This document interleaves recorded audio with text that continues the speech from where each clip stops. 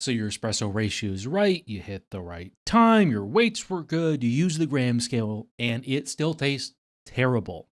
I know you know that pain. Let me actually walk you through how to fix shots that look correct on paper but end up tasting terrible. And I want to show you why, even if your shot looks perfect, it can still taste wrong, and then how to actually diagnose based off of taste. Now, if you want more free espresso insights that I've learned over the years, check the emailer down below, sign up. Hopefully pretty soon I'll have a good reason for you to sign up, so see you down there. So for this video, we're going to kind of be going back and forth between me talking to you and the blackboard, but for now, let's hop in. So the standard metrics, you've got your 1-to-2 ratio, or if you're more hipster these days, it might be a 1-to-2.5. Most people seem to think that 30-second shots are good. I know it used to be 27 seconds, and there's a lot of debate around that. And then last, of course, you need Instagram polls. You know, the beautiful cascading shot with all the crema and everything with the tiger striping and all of that. Apparently, that's what you need for a good shot, right? Well, why is it this still tastes bad a lot of the times? Here is the hard truth that I have had to learn over and over again because it won't get through my thick skull. Metrics do not equal flavor. And I want to talk about a word, 2 words, incidental versus causal.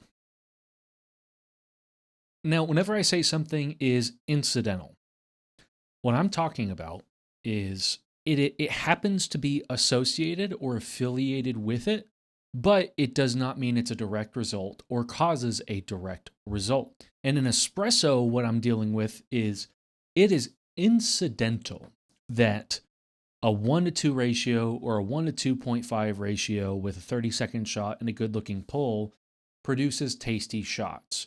I don't think that's because 30 seconds is some magic number that imparts wisdom, but instead it just happens to be that way. Causal things are your grind and your beans and your water and things like that. Those cause the flavor to be what they are. Anything that's more of an actual input to the system, including puck prep, are causal of good flavor. Now, I know I probably already lost half of you in explaining causal versus incidental whenever it comes to espresso, but here's the reason why. I'm going to give you 3 examples. So here are 3 examples, okay? And you might be looking at them thinking to yourself, which one is better? Statistically speaking, most people will look at number 1 or number 2. If you like things a bit more acidic and quickly brewed, you might like number 1 more. If you like things a little bit more developed in terms of extraction, you might like number 2 more. But for years, number 3 was all I did. Okay, maybe not years. It was about 6 months. I was doing very long shot times. Most people look at that and they say, gross. They look at this and they say, why? Because I was doing almost a 1-to-3, and sometimes I would go more for a 50 or 60 gram shot, or going for almost a 1-to-4, and I would extend that extraction time to be well outside of normal parameters, going for 40 plus seconds. Why do I bring this up? These do not follow standard metrics. The metrics were instead just allowing repeatability every single time I wanted to reproduce one of these shots.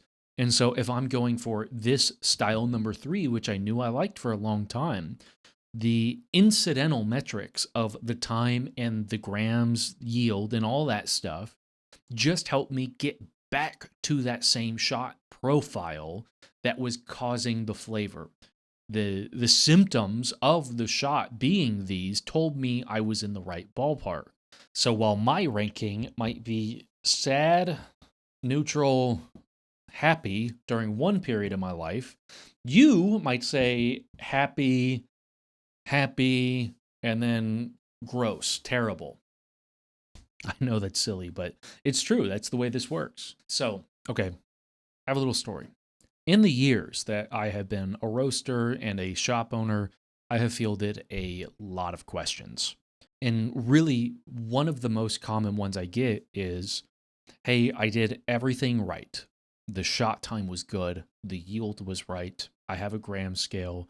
And a lot of these people have multi-$1,000 setups. They're running, let's say, a Profitec 800 with a niche 0 or something like that.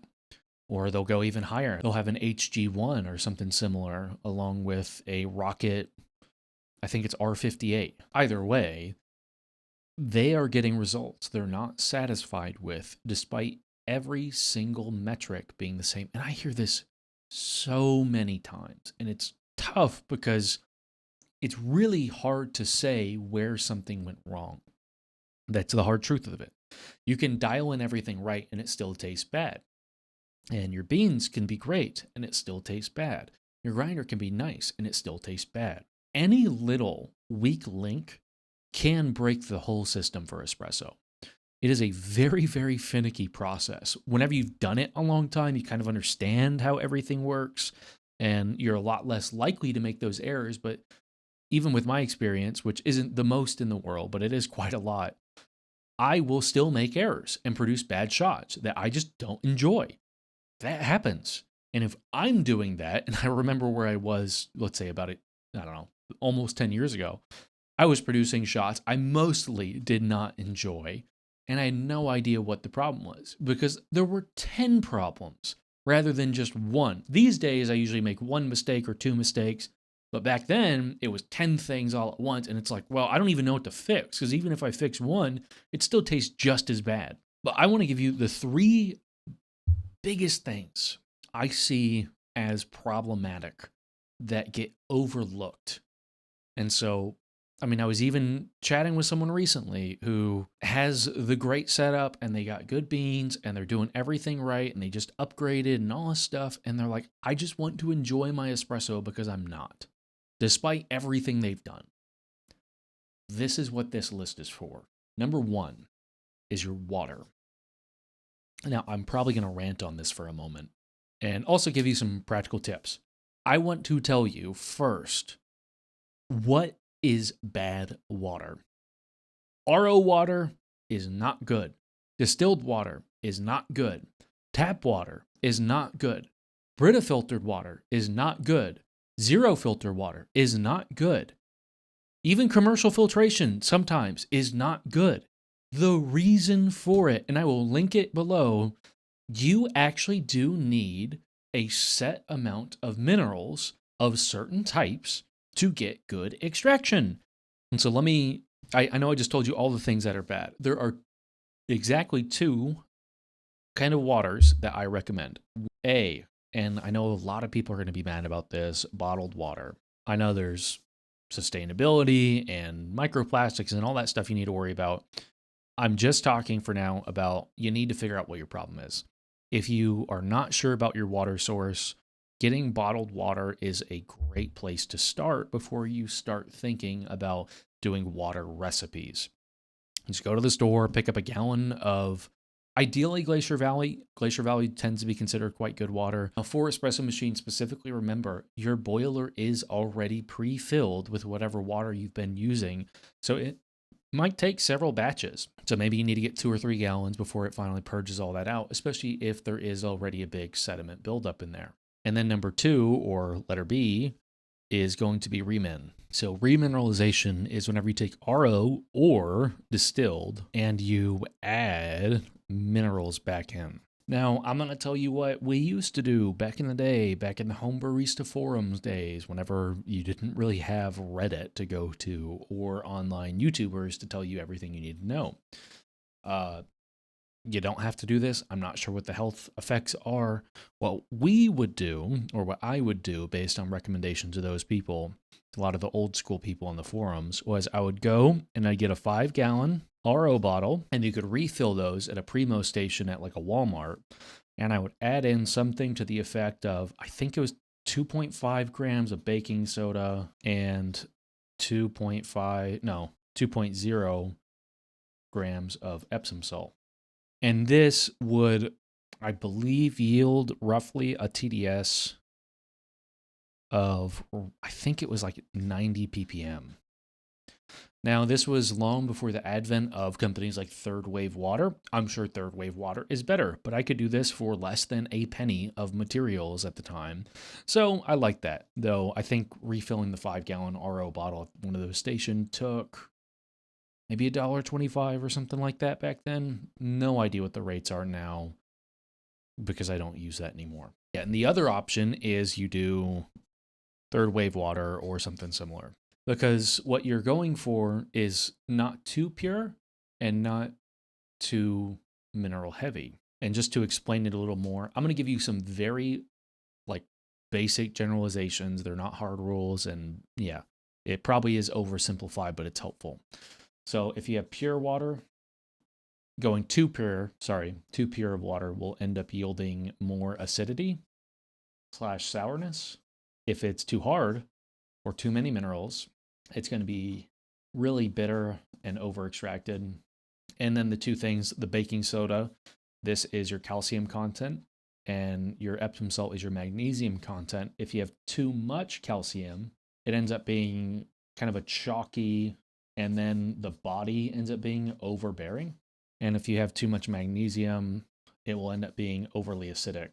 So the magnesium content generally contributes something like sweetness and acidity. The calcium content contributes things like body and mouthfeel and more of your generic coffee flavor profile. And so I believe La Marzocco recommends roughly a 2-to-1. That's a 2-to-2. 2-to-1 of your calcium to your magnesium. And yeah, that's kind of it. So if you are using RO water and you're like, man, I'm getting very unbalanced shots, or distilled water, and you're like, I'm getting very unbalanced shots that I don't like, this is probably why. But this is my little thing on water. Make sure you have good water. If you do not have good water that follows the La Marzocco specs, again, I will link it below. Go get bottled water or use remineralization. Bottled water is a great place to start. Remineralization is step 2. Do things like third wave water. They're great. Now, my number 2 and my number 3, I'm going to just touch on briefly. Number 2 is maintenance. The reason I bring that up, if you have not cleaned your machine, it's going to taste bad. Stop doing that. I will make a video on preventative maintenance and all that good stuff. But make sure you actually have espresso detergent and you back flush, assuming you have a three-way valve. Stop disregarding the maintenance on your machine. You have rancid oils from way back in the heyday still living in your puck screen, and you're wondering why your machine is not producing good shots. I wonder why. It's a mystery, isn't it? Make sure you're taking good care of your machine. Otherwise, you lose my approval as an espresso person. Okay? You don't want that. And then number 3, we'll go back to this one later, is your beans. But for now, in this prerequisite section, my big question is, do you actually have competently roasted beans? If you are buying from a roaster that has been in the game for more than a year or two and has good gear, the answer is likely yes. Controversial opinion, I know. But there are a lot of good profiles that you can apply to beans and get fairly good, competently roasted beans.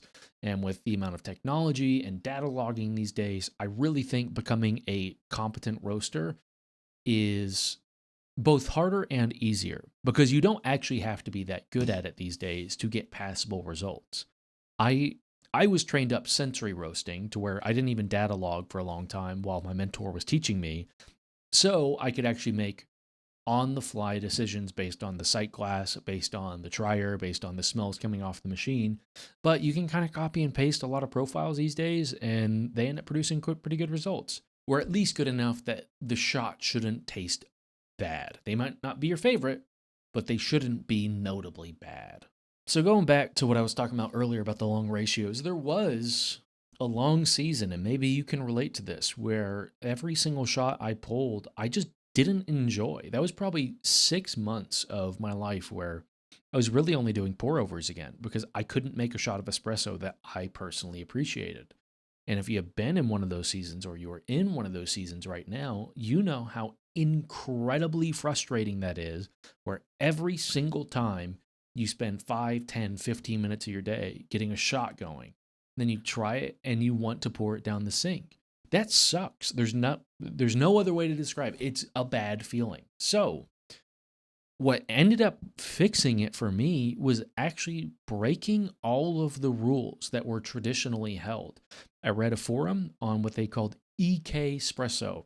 I happen to have an EK43 for the roasting company.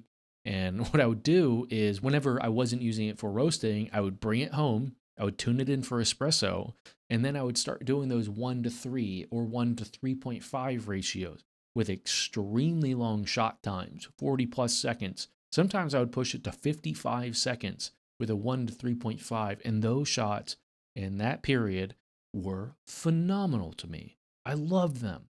Now, I don't really make that much anymore, because that's not what my taste buds are going for. But for a long time, that's just what I enjoyed. And I did not enjoy what everyone else online was telling me would taste good.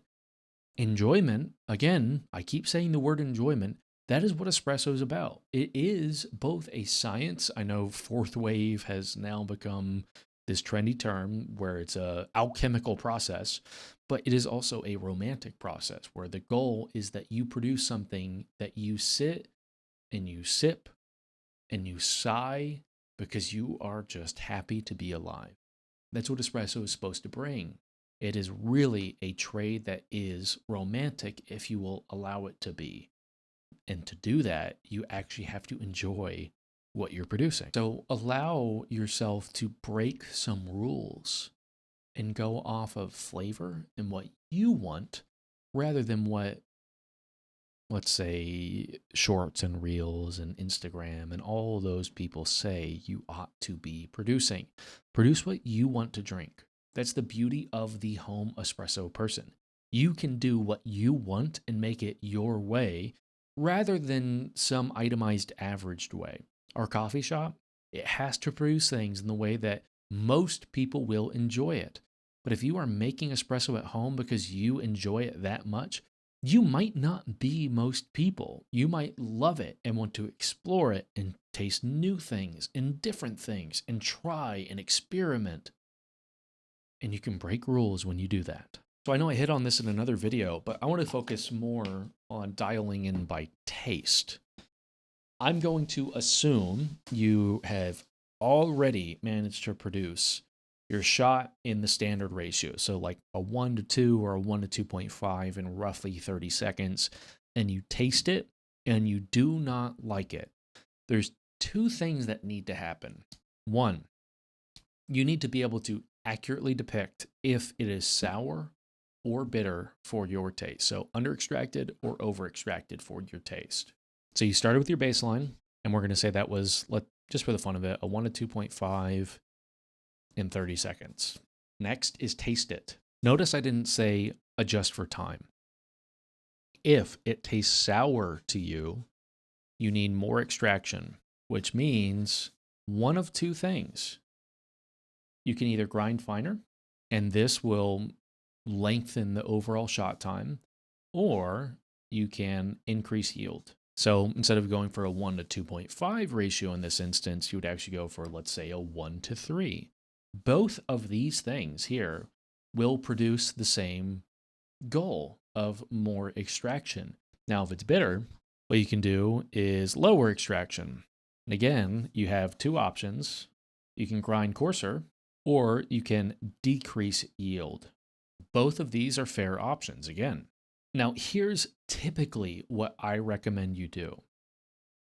Option number one is grind finer. Option number two, priority number two, not option, is increase or decrease yield. Your grind setting, in my opinion, ought to be your first choice. So what I would do is this. Let's say I have a sour shot. This is my case study.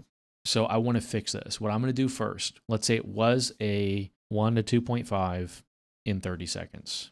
I'm going to first grind finer, and I might aim now for a 1-2.5. So keeping this ratio the same in 36 seconds and see if that starts to fix things. If it kind of does, but I'm still not really happy about it, what I might do is actually go back to my original setting. And now I'm going to go a 1-3.2 in 36 seconds, because remember, we are increasing ratio, so it will take more time. But in this instance, we're kind of doing a two birds with one stone, where we're keeping that time increase, and we're increasing the ratio. But by going back to the original setting, we're not increasing the time too terribly much. So this is a bit more drastic of an option. You could try, instead of going back to your original setting, go a little bit coarser, go for a higher ratio, and aim for that 30 seconds again if you wanted. I tend to not do that, but to each their own. And if this still, number 2, still hasn't quite got the sourness out, my option number 3 is grind finer. Maybe still go for a 1 to 3.2, and we might aim for 41 seconds and see how that does for us. If none of these work and your basics are still intact, you can try your temperature. Now, this is, again, a little more advanced, but if it's sour and none of this stuff quite did it, first off, you should see some positive result from this step. If it didn't change anything at all, you might have a flavor identity mismatch with the beans you use, where you're just not going to get something you like because the beans are too intense for your taste buds if it's sour. Or if it's too bitter, it might be too dark for your taste buds or too much body for your taste buds. But assuming you did get something in here that did produce better results than your iteration number 1 baseline, then we can kind of adjust temperature. I really don't think temperature makes the biggest difference. But if you're like, man, that's so close, but it's just not quite there, we're going to add an option number 3. If it's sour, you can increase your temp. And if it's been too bitter, you can decrease your temp. Again, I don't talk about that usually because that is such a nuanced point. But if you have all the fancy gear and you're just barely missing on it, this might help you out a little bit. Now, what happens when none of this works? And this happens to me a lot. Actually, in a couple months back, I went to a coffee festival here in Dallas and had a really great time. There was one booth that really stood out to me in terms of the quality of the stuff they were producing. Everything was absolutely delicious. I tried one bean or one thing that they were producing, and it was quite unique and phenomenal. And so I bought a bag and I brought it home. Same bean, same everything. I think actually they said that the batch that they were selling, the bags of beans they were selling, were the exact same batch, so the same roast as what they were producing for their beverages. And I tried it and I really liked it. And then I brought it home and I'm playing around with it, and I really couldn't get the same result at all at home. And I thought maybe I'm doing something wrong. Maybe I'm not pulling it the way that they would want me to. And then as I started reflecting on it, and this is a lesson I've had to relearn repeatedly, there is no way I can get the exact same result as them. Now, the degree to variance, that's going to be very dependent on how close I am to them. But let's think about this. They have their own espresso machine. They have their own water supply. They're using a different grinder with different burr age from me. They're using different temperatures than me. They're probably pulling in different ratios than I normally would. And their entire workflow, along with the puck prep they did and all of that, was tailored around that bean because they had a ton of experience with it. They roasted it. They worked on it enough to bring it to a festival and then present it to people. So why am I surprised when I can't, in one bag, get it dialed in to the level of enjoyment that I had there? I shouldn't be, but I was, because again, I think we need to be reminded a lot more than we need to be taught. But really, calibration is everything.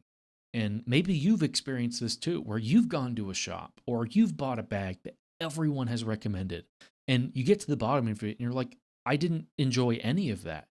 That happens. It can either be that your calibration's way off, or maybe, it's just not your thing. Obviously, I tasted that bag and saw a great result from it and thought it was delicious. So it could have been my thing.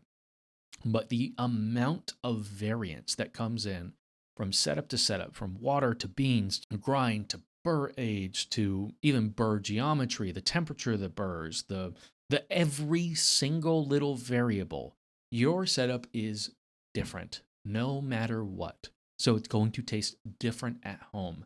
This is why I'm such a proponent of adjusting everything based off how it tastes rather than what people online tell you it should be metrics wise. because metrics lie. Your taste buds do not. If you enjoyed it, you enjoyed it, and if you didn't, you didn't. There's no getting around that. So here's the thing that I think we need to understand. Mismatch, and specifically talking on beans. Your setup is going to have a calibration that is very different than other people. Now, it could be only slightly different, or it could be drastically different. Someone working with a Slayer Cavitech Monolith Max, that is going to be very different than a Breville Bambino and a Niche Zero. Even if you have the same water or the same workflow or anything like that, the results on one are not going to equal the results on another. And so, since every single setup is different, the optimal range and the optimal window for that setup is also going to be different. So, my rules here of how I taste and adjust based on that taste, in my opinion, is the single greatest skill of the barista, because what people do online is not necessarily going to be what you enjoy.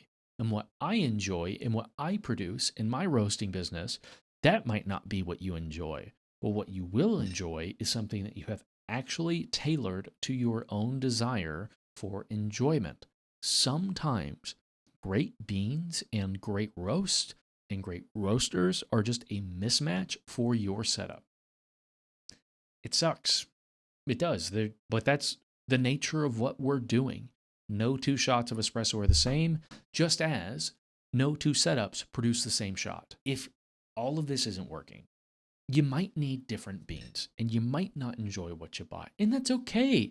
Like we talked about earlier, they might still actually be competently roasted good beans, but you just might not like them.